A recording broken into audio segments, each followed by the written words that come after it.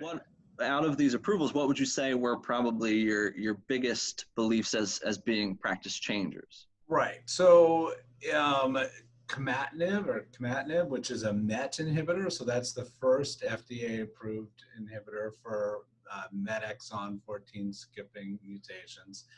And that really is practice changing. I mean, that'll be used, in treatment naive patients as well as patients that have been received other therapies, because the response rates are around, between 40 to 60%, depending on the line of therapy, and the responses can be up to a year.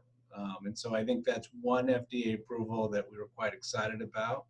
And I've actually already put some patients on it. It's a very good drug. And so that's clearly an area of need.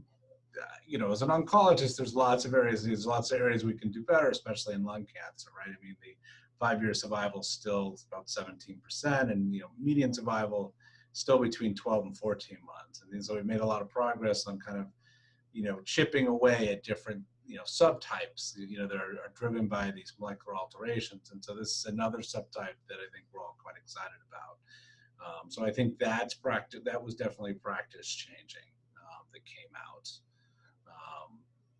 I think that's probably the most, besides the ADORA trial, which looked at osimertinib or Tabrecta in the adjuvant setting and had an 83% reduction in disease recurrence. I think those are really the two kind of, I'd say, practice-changing drugs, although one of them has not been, although it's FDA approved, it's not FDA approved yet for the adjuvant setting, so after you resect the tumor. But I would expect that, when we look back, to be one of the more practice-changing things that we've seen.